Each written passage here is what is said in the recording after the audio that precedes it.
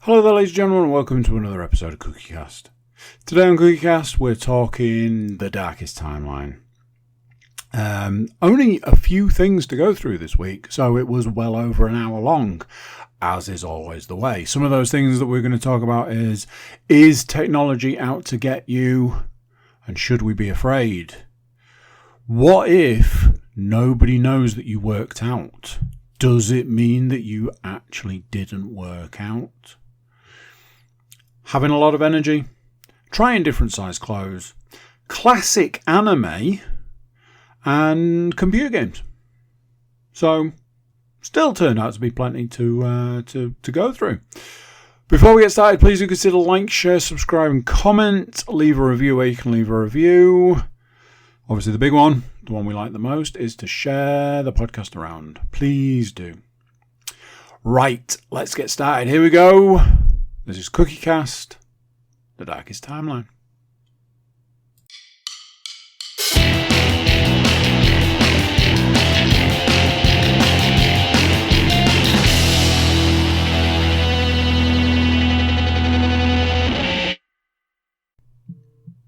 Hello! How you doing? Press record, get a message. I imagine that sounded amazing right next to the microphone. Obviously, as the good podcaster that I will definitely look at removing that noise at the start of the podcast. So enjoy that while you're listening to this back. Strange evening so far. So strange, I don't even know if I can go into it. I feel tired. I had a meeting at work today, and I'm sure that some part of it was like some sort of like one of those social experiments, because it felt like essentially what they did was turned the temperature of the room up a degree every few minutes, and we were in there for 3 hours. And I think I came out of there having lost several pounds of body weight because I came home and felt like I needed to eat my body weight. Anywho, how we doing? You well? Are you good? Have you been good? I was thinking about this the other day. I was like, I always say, if anybody feels like they need to reach out, please do. And I kind of wondered whether I should stop. Not because nobody ever reaches out. Just because I've said it that many times now that I imagine people would know to do so. But then, new listeners. So... I imagine this will be a short one. So that means I'm going to say 90 minutes. It's a short one because it's super condensed. A few things from the week. And it's exactly the sort of thing that we don't want. I've completely bollocks. I don't think I have the mental capacity to type. There. Silly man. So first thing on the list is to talk about technology and how wonderful it is, and the fear that the robots are going to take over. AI is coming thick and fast at this point in time. Again, the meeting I was in today, we were talking about the fact that a well-known AI device was following our meeting along, which was interesting and super creepy all at the same time. And, recent developments in, check this on your phone, because by the way, this company is tracking your every move. And then you look in the settings that they mention and you go, oh yeah, they're right. Let's turn all of those off. It's okay though. You don't need to worry, because all of those companies will turn them back on in the next update. So, yeah. AI is coming. The robots are coming. And we're basically moments away from the whole Judgment Day scenario. Terminator 2 for you young people, because, that'll be 30 years old at this point in time. So, there we go. We're all going to go down that route. I am not afraid, however. Now, I'm a man that loves a good conspiracy. I have taken great effort to make it increasingly more difficult for companies to, they love the data. So I basically just lie. Anytime anything asks me for anything, I just lie. Can we have your date of birth? Sure, you can have the date of birth I'm prepared to give you. It's not mine. Can we have your name? Absolutely.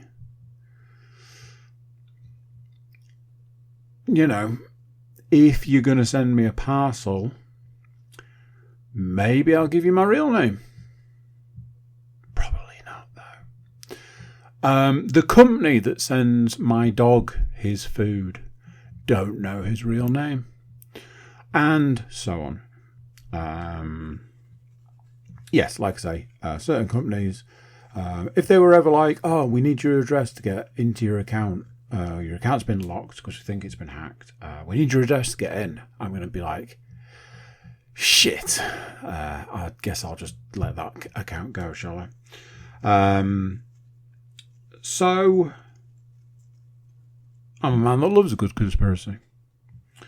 And I work on the principle that, all these companies want to... I think basically it's abolish the human race, have an entire robot workforce, so that about 5 people can own everything. As I keep saying to somebody that I work with, what is the end game there, though? There's no humanity left. You own everything. All of your workforce is robotic. Then what? Because I get it. I understand it. You've got CEOs that are firing entire companies of people because, hey, AI will do it for us. And then, okay, so you don't have anybody to pay. Now, presumably you have to pay the AI people, but, there's like 4 guys that probably do that. So you've fired all your staff. You've got 4 guys doing the AI stuff, which is basically just like, keep it ticking over, all that sort of thing. Presumably you made a lot of money out of that situation. Then what? What's next? What's the next move on the chessboard? What's the next piece of the puzzle? That's where it all falls over for me. But I'm not worried. I'm not worried. And I know what you're thinking. Get on with it. Tell us why you're not worried. I'm going to tell you why I'm not worried. Because every single day I am absolutely shafted by technology. Technology can't do technology. It is always the first thing that fails.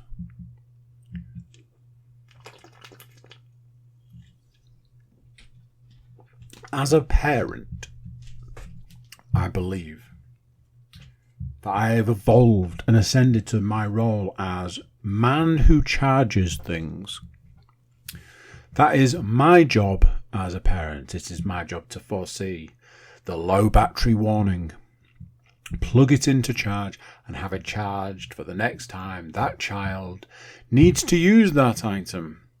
It is my job to take the blame when a battery is dead for not seeing and knowing that an item that hasn't been used for 6 months would possibly have no charge in it. And what a terrible person I am for it.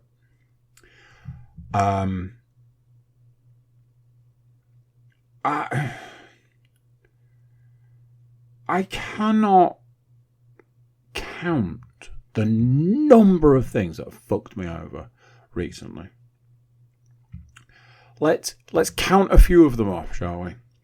The charging dock that I have for my VR headset has decided it will only charge in certain circumstances. And what is an added benefit is the more recent development is even when you fulfill all of the circumstances, it might not still charge. Lol. We had the watch saga. Turned out, don't change your weight on your watch, because it thinks that if you've lost 86 pounds, that you no longer, move anymore, and it doesn't calculate you moving around. And let's not forget that it also stops charging on certain charging devices, but it'll charge on other charging devices. And then one day you'll randomly put it on to charge on a device that no longer charges it, and lo and behold, it's gone back to charging it. Both of my PS5 controllers have suddenly decided, out of the blue, that they don't want to hold charge anymore. Both of them, both controllers, have suddenly decided you're going to have to start plugging us in every time you use us now. Absolutely no reason for this. I am sure it is not off the back of any kind of update.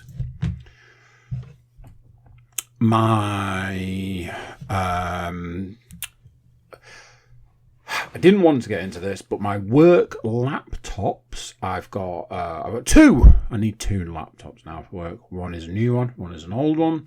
The old one was working fine until last Thursday, when it suddenly decided, with no update, that it required a multitude of different things to allow me into it. I said, I'm not prepared to do any of those things, and it said, tough shit then. That was the end of that conversation. Got to the point today where I was like, okay, well, what options have I got? And it was like, you can do this, this, this, this, or this. Or, if you really must, you can do this. And I went, that's interesting, because you didn't give me that option last week. My new work laptop. Oh, it's new. It's new. It is the finest in technology. It is a piece of technology that has been rolled out across our entire department and is being rolled out across our entire company. A piece of technology that the testing group said, under no circumstances, roll this out to our department. It is categorically broken. It does not work. It is different every time you turn it on, and I cannot do my job with this piece of technology. And they said, we hear what you're saying, and we've taken it on board. Everybody's getting a new laptop in 2 weeks. You have to wonder, why is it so important for everybody to have these laptops? It's almost like there's another reason. I can't imagine what that would be. I covered my phone, didn't I? What else have we got? I've done the watch, I've done the phone, I've done the laptops. put new technology into the PC I'm using right now. That would seem to go okay. I am waiting for it to blow up, because that seems to be the way things are going these days. My personal laptop told me, oh, by the way, just a heads up, we're no longer going to support the software that's on the laptop. And I was like, that's fine. I don't need just to support it. It's okay. Oh, well, yeah, but because we're not going to support it anymore, past a certain point, it's just not going to work anymore. I was like, cool. I am a man who recently purchased an expensive item of technology, as in a second or a new or an updated, upgraded, whatever you want to call it, Steam Deck. Can't ever use it because it's always doing an update. It's always updating a game. It's keeping those games absolutely updated for you, your service. You need these games updated. It's always updating. Does mean you can't play anything because it uses too much bandwidth, I guess. And if at any point you're like, I haven't got the time for you to do this update, can we pause it or even turn it off or anything? It goes, no, we can't do that. And I'm now going to crash. And the next time you turn me on, I'm going to struggle to turn on. And here's the beauty. Because you didn't allow me to do a 9-hour update for a 2.6 gig update, that game's now corrupt. Okay? Now I looked it up. I was like, why is this a thing? Why does it keep happening? A lot of your more live service kind of games would have tiny updates and just be updating for hours on end and never ever getting done. And it was like, clear your cache. I was like, I've heard that word before. I know that's a computer word. It was like, yeah, it's easy. Easy, simple. Just follow these 19 steps. And it's really long-winded. And it'll work once. And then if you get in that situation again in the future, you've got to do it all again. And I went, why don't you go fuck yourself? I love it as a device for the 18 minutes I'm able to use it about a week. Had one of those fantastic opportunities the other day where I had not one but two. Thought I had three. Turned out I only had two. Podcasts to 1 to record, 2 to code, 2 to upload. It takes a long time to do these days because, technology. It's always getting quicker. Apart from in the stuff that I need to do, which is getting slower by the day. I've said this before. I'm not complaining. It's all free. It does take a very, very, very long time. I said, well, we're in a rare opportunity where I can sit and play Steam Deck. I can potentially play a game. I put the Steam Deck on. I picked the game I was going to play. And it said it was loading. And it said it was loading. Went on for quite some time to the point where I went, there's something not right here. And I remember that this particular game I'd added to Twitter in the days of Twitter. I was like, I wonder if there's some sort of service update. And I had a look and it was like, yeah, we're having trouble with the servers. And I laughed heartily. And that was kind of that. I could talk about my car. Took my car to the garage. They could find absolutely nothing wrong with it. They cleared all the errors. It was the first time I've seen it with no errors on the dashboard in 9 months or something. And within a day, 60% of the errors had returned. So that was nice. So ultimately, for any of you out there who are thinking, am I going to lose my job to AI? That's a common one that comes up a lot recently. And what if I get one of these robots to do the dishes and it tries to murder me in my sleep? I say to you, don't worry. Don't panic, because either it'll run out of batteries, it'll need an update that crashes it, or it'll be not very old and be out of date and won't work anymore. So, I don't think you need to worry, personally. They can clip that bit and play it over the news segment about how, the machines have risen and taken over the world. Something that loosely connects to this is I had this situation the other day. This is something that I deal with quite a lot. It's something that comes up a little too often in my life. I had two things I needed to do. One of them was I needed to do a workout. The other one was I needed to do something else after my workout. And time was tight. This is a common theme in my house. Time was tight. So tight that I had it down to 3 minutes. So I finished up my workout, put the gym back to a state where I could close it down. Ran out of the room, ran through, and got on to do the other thing I needed to do. And that was that. A little while later in the day, I was like, I should check how I'm getting on, how the numbers doing, how are the rings going? You know the deal. So I had a little check, and I'd closed 2 of my 3 rings, and I went, that's not right. Something's wrong. And I immediately knew what was wrong.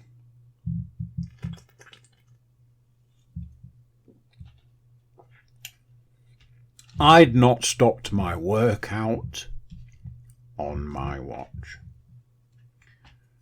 Damn it. It's happened again. Common thing. One of the ones that annoys me is when I've done a dog walk, not turned it off, and then I've gone somewhere else. Or the worst one is I've done a dog walk and then I've got in the car and driven somewhere. And then you look at the map and it's like, oh, you did this walk and then you teleported. So you're like, for fuck's sake. And you have to make a decision. Now, my workout at that point was 2 hours, 29 minutes long. And I went, no, nobody's going to believe that I worked out for 2 hours, 29 minutes. So I either have to save it and put a note saying, oh, this is what happens when you forget to turn your watch off. Or I have to delete it. This led to a predicament. The predicament being, but then nobody will know that I worked out. And here is a common problem that I believe people deal with, which is if I don't record it, no one will know.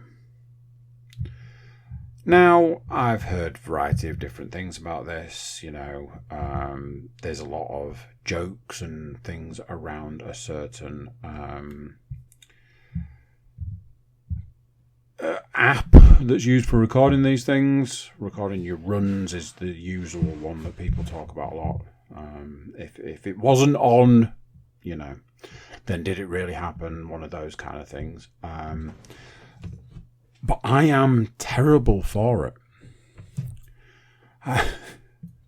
Anybody that's listened to any of the podcasts that we do here at the Cookie Cast Network will find this a little funnier than I was like, but Stu will think I didn't work out if I delete it. Which at the time amused me quite a lot.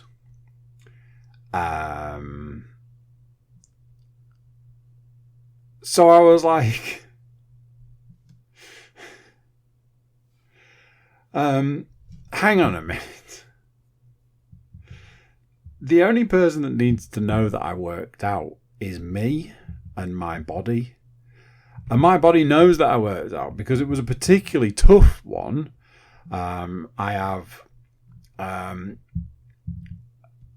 don't know how to say this. I have harder days and easier days, and those harder days and easier days are categorized by the body part I want to work and don't want to work, and how I'm feeling that day. For example, I did a chest workout today. I don't overly mind doing a chest workout.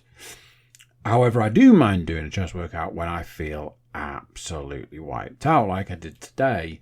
And I was really struggling. I felt every single push of that workout, whilst at the same time going, I am getting it today. So, very mixed.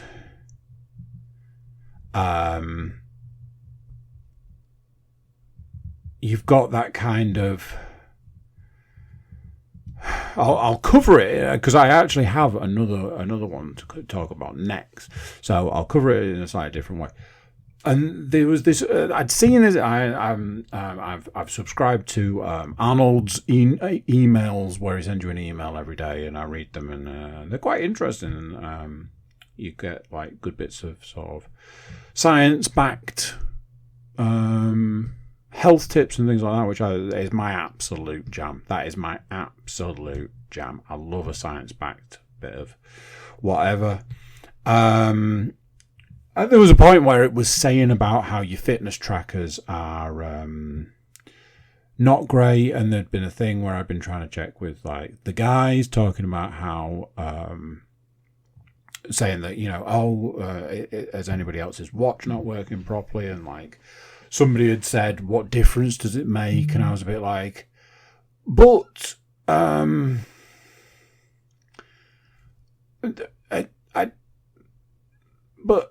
I need it to record properly and all this sort of stuff. So I sort of chuckled to myself. Yeah, ultimately, in the end, I deleted the workout. What it meant was that it looked to the outside world like I hadn't worked out.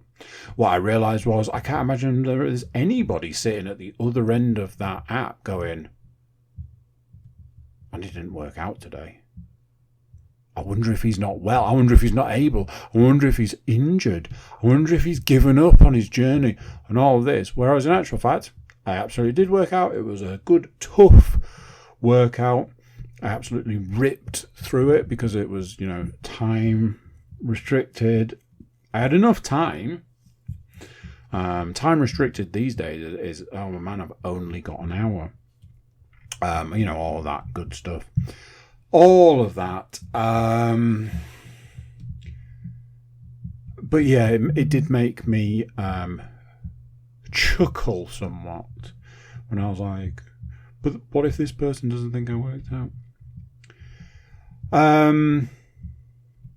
So what I was saying was I wanted to cover something off. On Saturday, Saturday can be a very strange day from a workout perspective. I have to fit. I don't have to. It's all through choice. And I'm grateful for the opportunity. My personal choice is to hit all three of my exercise, or four if you want to look at it in another way, all of them in the same day. Not through any sort of punishment, and through enjoyment factor. So, start of the day with a lovely brisk dog walk. Move over to a run, followed by a climb, followed by a workout, and I am done. Not only am I done, I'm done for the week.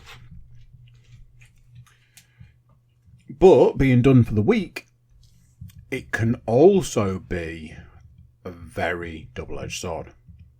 I've often said that the Saturday morning run is the absolute worst run of the week.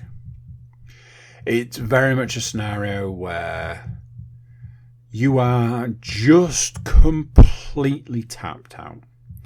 You've got nothing left in the tank. You are maybe not quite as fueled up as you need to be because it's first thing in the morning and you've already done, like, not exercise as such, but, like, you know, you've done something because you've done, you know, a walk and a whatever and a blah, blah, blah. I find Saturday morning run to be the one I struggle with the most. On the flip side, because I've run, it does something to my body where it, like, limbers me up, energizes me in a lot of ways, dials down my, it's almost like inhibitions. Like, I find when I climb on a Saturday, I can achieve so much more than any other day that I climb. I don't know if it's some sort of adrenaline type thing or what. And then likewise with, you know, you've done a walk, you've done a run, you've done 10,000 steps by the time you get home because you're walking up and down while you're climbing. You've had a really good climbing session, and you go and work out. And sometimes it's like, I just have to do it. This is the last thing of the week. I've just got to cross the finish line. And sometimes it's easier, sometimes it's harder. I remember one time I fell asleep on the bench whilst trying to do bench press. So there's a lot of variables, and every now and then there is a scenario where you manage to hit all of them. So you're up, you're out, dog's walked, back home, sorted dog, gave him a treat, send him off to do whatever it is that he does when nobody's here, and you're out the door. And for the first time in a couple of weeks, I drove to climbing. I refer you back to previous comment about car issues. I drove, parked up, plenty of parking. I was like, boom, I've got a reasonable amount of time for a reasonable run, so let's get that done. And I set off, and I was like, I'm just gonna, you know, just go do what I can do. And I get so far out on my run, and I'm looking at the time, and all of a sudden I'm like, I have got a lot further than I thought I would have done, and I've still got quite a lot of time left. That's interesting. Let's see how far I can get with the time I've got left. So off I go, and I'm getting my distance in, I'm getting so far, and then I have to turn around and I have to start heading back to climbing to be there for 9 o'clock so I can go in when they open. So I run back, and everything's feeling good, and it's feeling limber, and I'm feeling like strong from a running sense. Get back, plenty of time. They actually opened a little bit later than 9, so I had plenty of time to get back, get sorted, bag, etc. I go into climbing, and I climb, and I dominated a few climbs, a few routes, some new, some old. I achieved, which is something that I set as a target a little while ago, where I was like, I want to make sure that every time I go, I achieve something new. And I think I've largely stuck to it. There will be, if I'm brutally honest, if I went back, I could say on that day I didn't maybe achieve something new. But most times I go. There are 2 or 3 different ways you can climb. One is the strong climb. One of them is climbing like a spider, and one of them is hanging on for dear life. I do all of them over the course of a week. Saturday was what I would say more of a climbing like a spider, skipping holds and going up. And I was there with a mate, and I was like saying to him, oh, you know, you can do this like this, and rather than just saying, you know, oh, do it like this, I was like, look, like this, and sort of showing him and stuff, etc., etc., etc. I get back home from my climb and send the children off for their naps. And I'm like, right, I've got just enough time to go and get a workout done, and all good and groovy. And I go into the gym and I'm firing on all cylinders. I am like, dog walk done, run done, climb done. All of them are at like sort of top sort of performance. Let's see what this workout's like. And I knew from the first lift, I went, oh yeah, this is going to be a good one. The weight felt light. I was lifting not fast but smooth. The weight felt light. I was practically throwing it around. I was like, come on. Rattled through all my bench stuff, got off the bench, and then I was like, right, here we go. I've got these bicep curls to do, and let's get them done, because there's a lot to do, and time's a factor. And I was just rip, set after set after set, rep after rep after rep. I could have done the entire workout again by the time I got it done. I was running out of time, but I was like, what is it that creates this?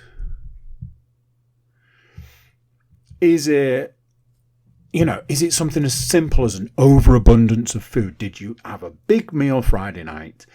There was high calorie, high carb, high protein, whatever, and you woke up with a tank full of energy. Is it that it's the first good night's sleep you've had in a week because, hey, at least you don't have to get up and go to work? Is it that you start that? Were you adequately hydrated because you drank a couple of extra glasses of water the day before, or you drank a couple of extra drinks in the morning? I drink quite a lot of liquid first thing because I have I get the creatine, and sometimes I get a protein in it. Is it just that you've hit the right combination of hydration? Is it that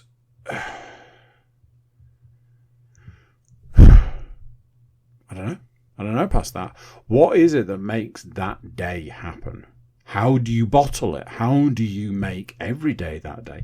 Is it the fact that you're like, well, one day a month, I'm good for one day a month. On that day, at that time, I honestly, if somebody had said to me, you see that car over there, we need to lift it from where it is to, 2 feet the other way. Do you reckon you could do it? I'd have been like, I give it a go. I think I could manage it. That's how it felt at that moment in time. Is it just simply, I've worked hard all week and this is the last thing, so I'm going to drain the tank? What is that? It stood out to me so much that I was like, I've got to write this down. I've got to talk about it. I've got to bring this up as a subject because it's interesting to me. It's not the first time it's happened. I think it's quite common for it to happen on a Saturday. Is it all of those things? Is it all those things and more? I'd love to do some sort of study around it. I'd love to be able to say, oh, why do I feel like this? And somebody's like, oh, the reason you feel that way is because of this, and this. And if you were to replicate that in the future, you could always feel like that. And I'd be like, sign me up. But then my fear would be, would you then start, just accepting that as the norm? I suppose on the flip side, would you also then become absolutely jacked? Because, had a conversation at work today about this subject, which is the Sunday chill. And no, I don't mean that the weather's turning cold. I mean that thing of, as a parent, and somebody who is inherently lazy, I find the best way to tackle life is to do absolutely everything that you possibly can as early as humanly possible to give you the maximum amount of time to not have to do anything.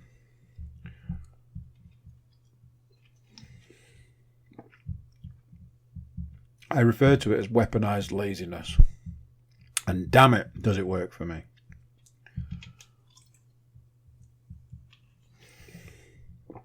All the way up to this scenario. And this is a scenario that I found myself in more and more recently. That scenario is, I don't have anything to do. Now, that is never a scenario in my life, so let me explain what I mean by that. I don't have any jobs. To do. I did a big old job Saturday. I cut the hedge. And I cut that goddamn hedge. I cut it right back. And then, like the man that I am, I said, my work here is done. And I was like, I'll pick up all the bits up then, shall I? I was like, yes, you shall. And I walked away. That's how men do it. It had absolutely nothing to do with the fact that I needed to walk the dog. So I did this huge job Saturday as well as everything else that I've been through. But every other Sunday seems to be this thing where, you know, certain things happen on a Sunday morning. My son goes to play football, if that's what you want to call that. Leanne often goes climbing. I've got the kids at home. We go to the park. I am dreading when the weather actually changes and we can't go to the park on a Sunday morning, because honestly, what the fuck else are we going to do? But hey, we go to the park. I regret my decision immediately, because we just go to the park, and I think, you know, even for kids, just going to the park is not always going to cut it. But anyway, kills a bit of time, you know. We go home. My son, he goes off for a sleep. Me and my daughter end up playing computer games together, which, yeah, all I can think is I want to high five a previous version of me and say, we finally made it. But that's a whole other story, which I'll talk about at another point in time. And then Leanne's back and my son's up, and it's like, okay, so now what? Now that we're all here, we're all together, what do we do now? And Leanne's like, well, I'm off to do this. Don't know what you're doing. It's like, okay, but what jobs are there to do? And she's like, nothing. I'm doing this. You guys are doing that. He's doing that. Everybody's doing something. It's like, yeah, but what jobs are there to do? There aren't any jobs. So what do I do then? Do what you want. And I go, I'm scared. Because I don't know what to do in that scenario. So there'd been this point where there was like this break. I think my daughter had gone off to have some lunch. And then she returned and she was like, Daddy, what are you doing? I was like, well, we were playing this. You went. I kind of carried on playing this because I didn't really know what else to do.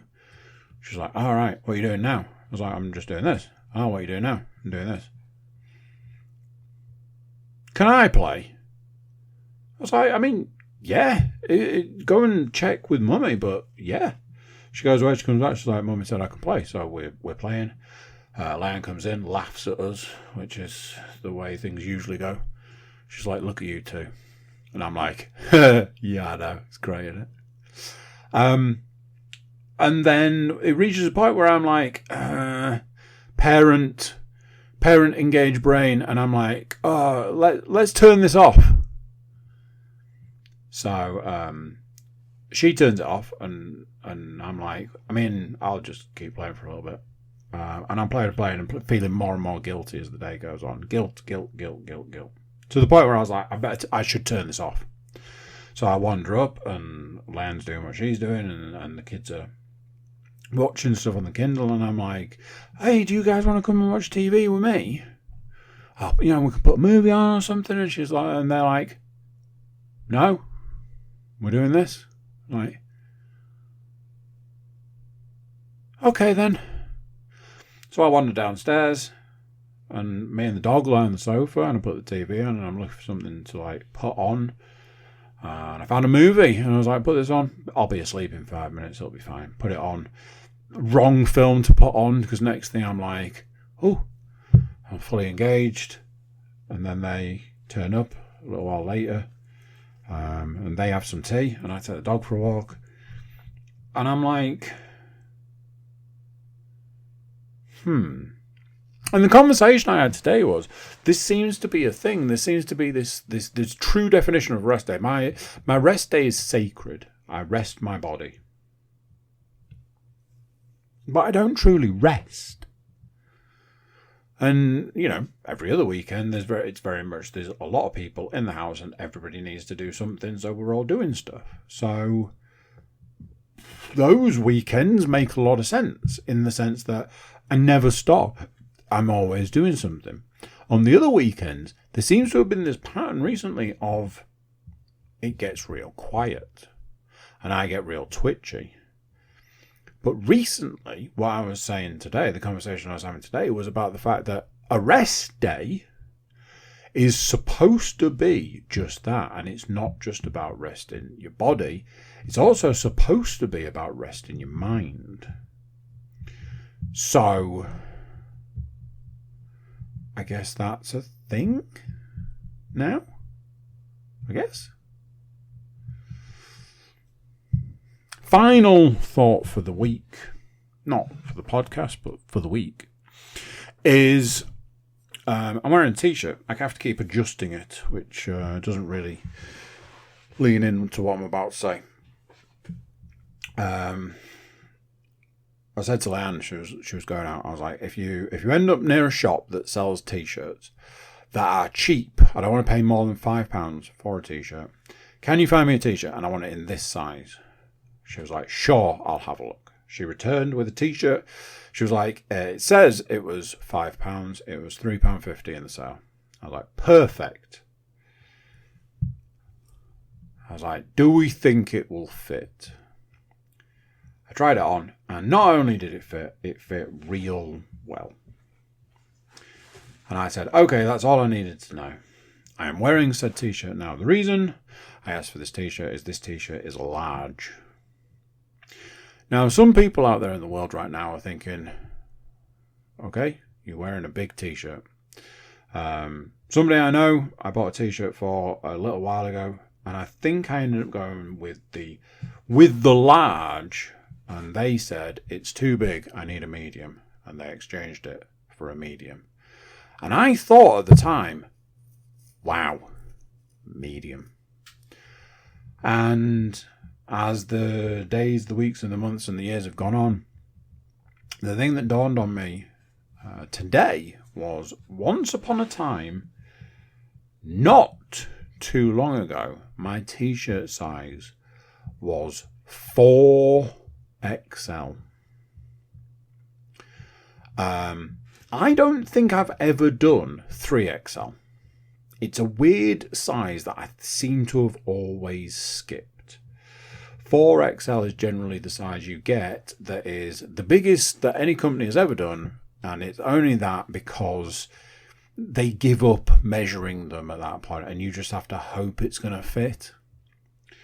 A t-shirt size that I spent a long time in, the most common, other than the 4XL, is the 2XL. In case for you smaller people out there, for you skinny bitches, 2XL is a massive t-shirt.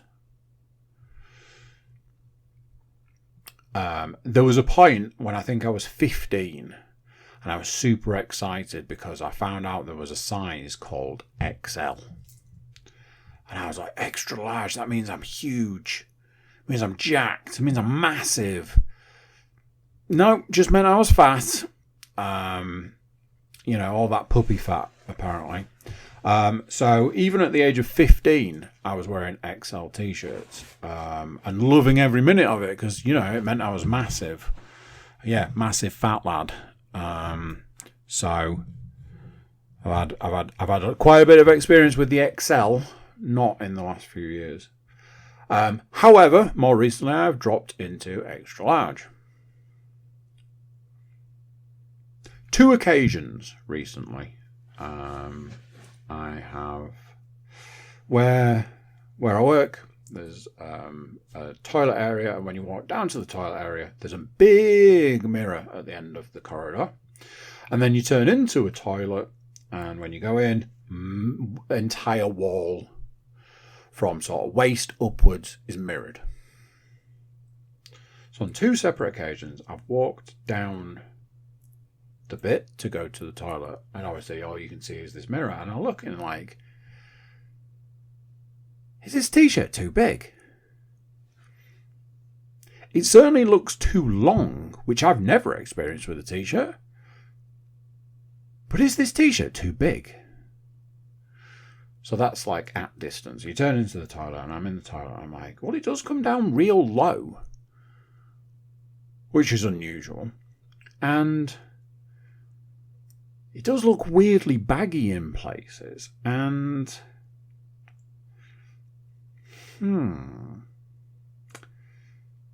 so there's that situation. That's happened twice. If it happened once, I'd absolutely be like, that is the cut of that one t-shirt. Now, I have t-shirts where I put them on and go, my God, I need to go to the gym and lift a couple of weights because I look tiny in this t-shirt. I like a t-shirt that hugs the arm, let's say. There are other t-shirts that I own that I put on and go, God damn, I should stop going to the gym. I am way too jacked. And I have sort of things in the middle. And I truly believe that an item of clothing can make you feel 2 different ways, 3 different ways. The number of times, like I say, I've been like, I need to work out once in a while because, my God, look at those noodles hanging out of my t-shirt. And other times I'm like, damn, do I need to put a cut in this arm of this t-shirt just to get these pythons in? So if it had been a one-off, I'd have been like, it's just the cut of this t-shirt. It's absolutely just the cut of this t-shirt. It's fine. Other than the fact that I've spent a small fortune on t-shirts recently to get, the new size. But then it happened again, and I was like, can it be a coincidence? Is it a coincidence? Maybe it's a coincidence. Maybe it was just 2 from the same batch, and those 2 t-shirts from that batch were a slightly bigger size than the rest of that batch. I was like, there's a way to test this. I get a large, I try it on, and if I'm like, being choked by, strangled by said t-shirt, then I didn't really lose all that much money, as it turns out, £3.50. And it's also something I can work towards. It's there, I own it, I can try it on at various points and go, oh, it fits a little better here, but it's still, my gut's hanging out. As it is currently. My gut is hanging out of this t-shirt. And when I say gut, well, don't know what to tell you on that one, I'm afraid. I got it, I tried it on. I tried it on over another t-shirt to start with and was like, oh shit, this fits. And it's a large. Immediately looked at the pound sign attached to having to redo my entire wardrobe again. And what didn't help in any of this was the point in time when I put my jeans on and went up another belt notch and was like, I'm going to need new jeans at this rate.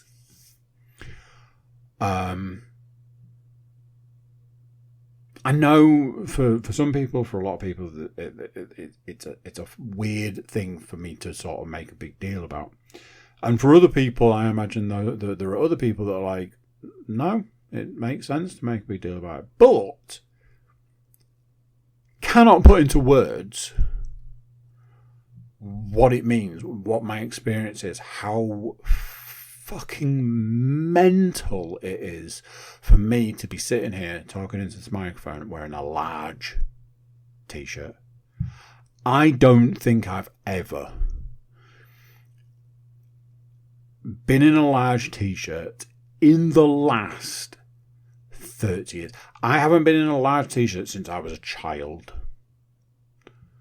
So, like I say, from the age of 15, 30 years, everything above extra large. Extra large and above for 30 years.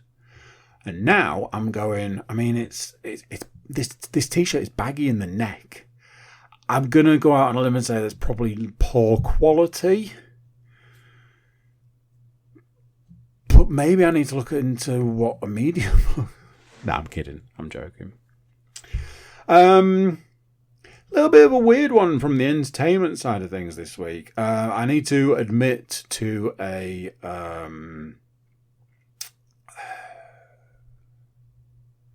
I need to admit something that I'm not super proud of. You know, part of being admitting you're an addict is admitting that you're an addict.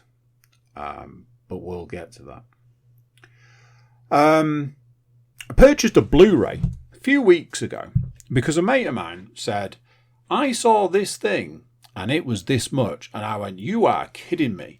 If that is true, I am going to buy that now. And off we went to a particular website. And there it was. Blu-ray. It was £8. I purchased it there and then.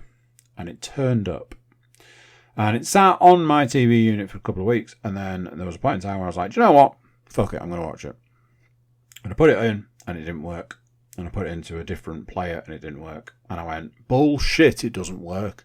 It absolutely does work. I'm going to make you work, you little so-and-so. And I put it in about 9 times and then it worked. Weirdly enough. Don't even get me started because it's almost like that was the other thing I was going to talk about when I was talking about how useless technology is. So, way back in the 90s, we lived in a time where Japanese animation was becoming big, but was super sparse. You basically took what you could get and you lived with it. There was a point in time where a thing came along that was called Cyber City Oedo 808.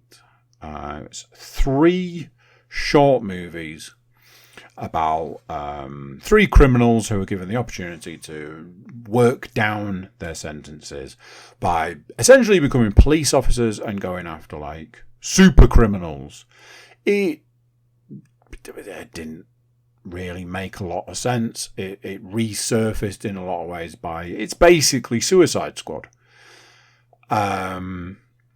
It has some very strange kind of ways of. There was a thing. I was watching one of them this evening, and there was a point where like a police person referred to one of these criminals as Sir, like they were in charge. I was like, he's a criminal. You don't address him as Sir. You're a police officer. It, at the time, was fantastic. Whilst also, secretly, not being very good. It looks phenomenal. It was back in the days when animation was animation. You know, things actually got drawn. It's got this amazing soundtrack. And it was great. And I loved it. I owned it. I watched it many, many, many, many times. I had a Cyber City Oedo 808 t-shirt. It was one of my pride and joy. I'm pretty sure that t-shirt resurfaced at some point in time. And I was like, oh my God, there it is. Look at it. It was phenomenal.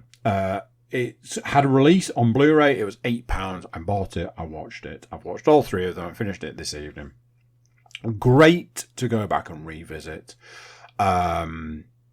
Some of it is absolutely fantastic. Some of it is phenomenal. It looks really good in a lot of places and not great in others.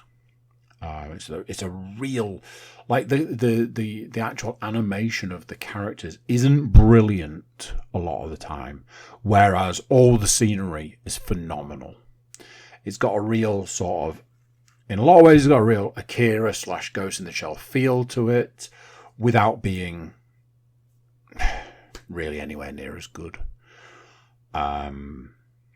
So yeah, it was a true sort of nostalgia. I think we're supposed to say these days it really unlocked some core memories. But it was a jolly good time and I really enjoyed it. I've been looking at sort of purchasing some of the old anime stuff, especially with Blu-ray releases becoming a bit more of a thing these days. Unfortunately, the ones you would want are really expensive. And a lot of them are just kind of expensive. And as I was saying to a mate of mine, I was like, the problem you've got is somebody wants 40 quid for 8 episodes of something that you've seen 1,000,000 times. You're just not really inclined to pay it. Although I am tempted to ask Father Christmas for it. Because, definitely more of a gift. Because it's expensive.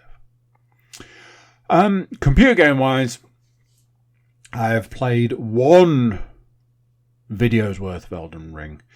I'm going to hold my hands up on this one. I have struggled. Not necessarily with it as a game.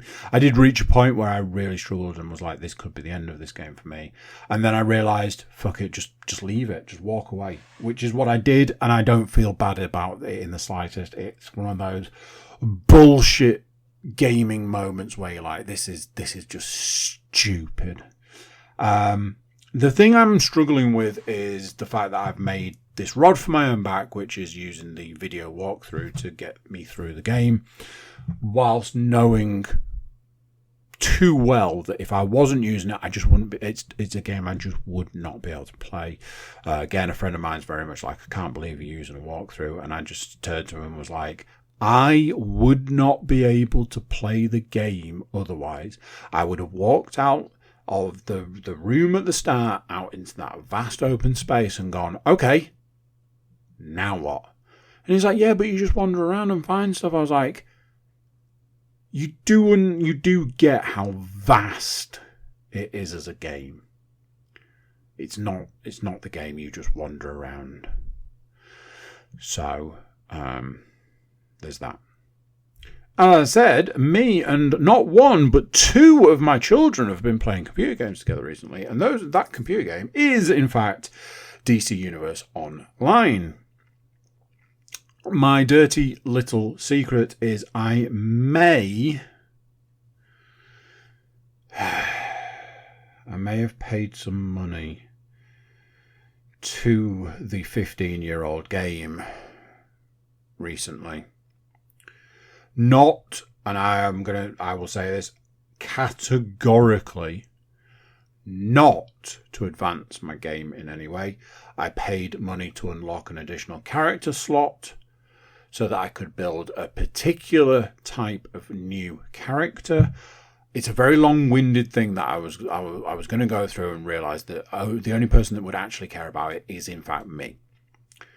I may have also paid the same kind of money to do the exact same thing on the Steam version that I did on the PlayStation version. I paid to get a particular type of character.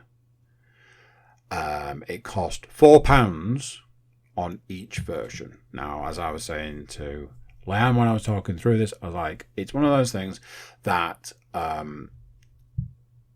bought this game originally. I bought it when it originally came out. I paid 40 quid for it as an American import. I then paid subscriptions for X amount of time, and this was all in the days before you had to pay for PlayStation Plus, so I didn't mind as much. The game went free, which was a bit of a tough pill to swallow after all the money I'd given it. And I'm not going to lie, it's very much one of those things that because of the type of game it is heavily designed around you paying money for it. You can just play. I've been doing that. I've done that for years now. On and off, now and then, dip in, dip out sort of thing. When you're not paying for it, it doesn't matter.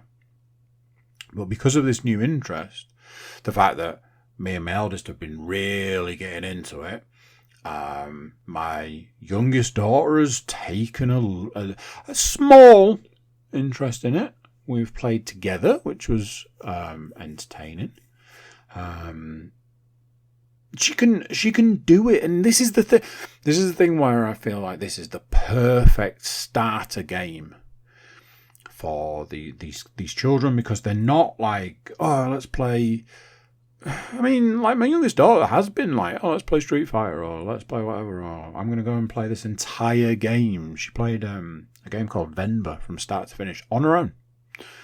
And I helped out where I could, but she always does better when she's just left to her own devices. I'm not going to lie. I am not going to lie. I can't do it. I am getting a lot of enjoyment from the game when I play it with my children. It is a huge thing for me. I'm never going to force them to play. If my eldest turns around and is like, I don't want to play today, I'll be like, that's fine.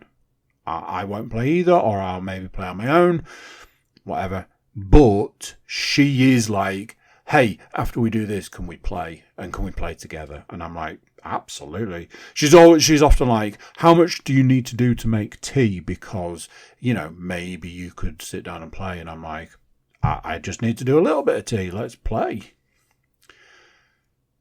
Something that's come up from a computer game side of things is a new game came out recently.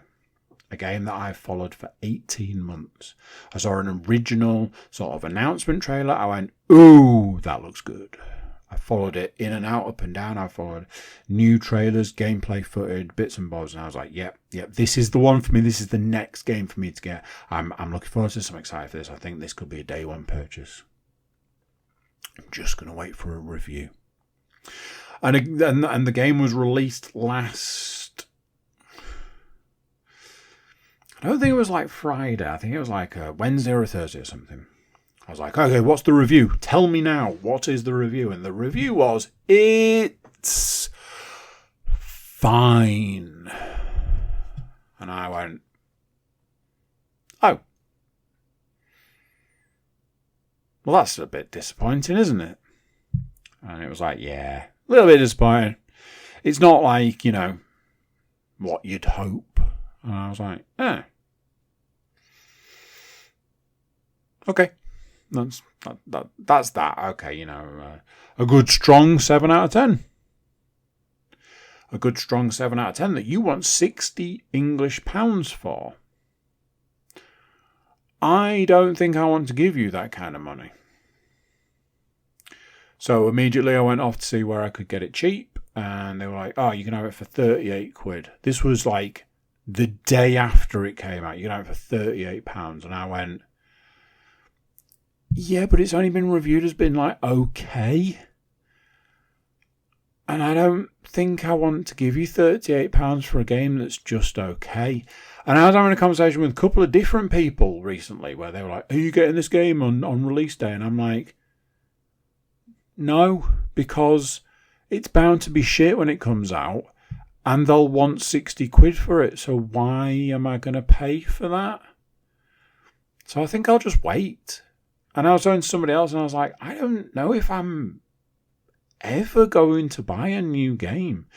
I will say this. There are 2 games that are supposed to be released this year. One of them definitely isn't getting released this year. The other one is. The other one gets released this month. Probably, definitely, 100% buying it day one. But we'll talk about that later. Final thing. It's always the final thing. Into the Radius 2. Finished it again. Decided I'm absolutely going to give it a good, solid break. In fact, I'm going to play Half-Life Alyx, see what my new graphics card has to say about that. I got 2 levels into Half-Life Alyx and went, do you know what? That's enough. That'll do. I played one of the levels of Gunman Contracts and I went, yeah, I'm done here. It was a good old time. Starting a new playthrough of Into the Radius 2 and away we go.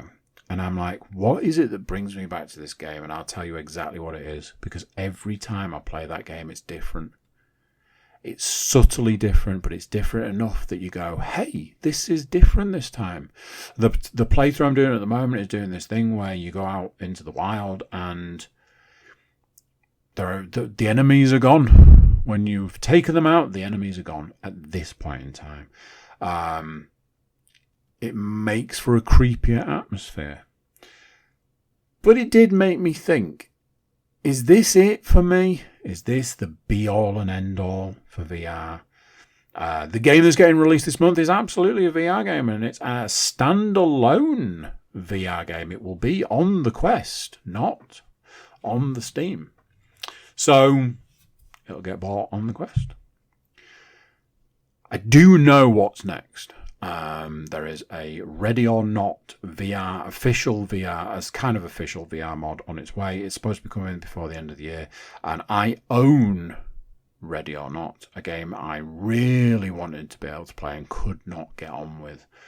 But have always said, I do think I want to give it a go in VR. There is a way to play it in VR already, but it's I've heard it's clunky at best.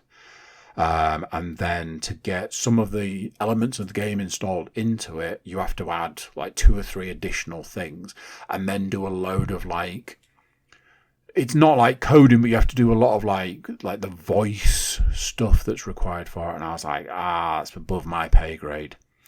So with an official version of a VR mod coming for that, I think that will be, and it's going to be free. So I'm like, that is absolutely on my list of things to play. If it's one that I play it and I still can't get on with it even in VR, there we go. No love lost there sort of thing. But I do have high hopes for it, so I'm going to see what that looks like. There we go. That is this week's podcast. That is this episode of the podcast. That is the podcast.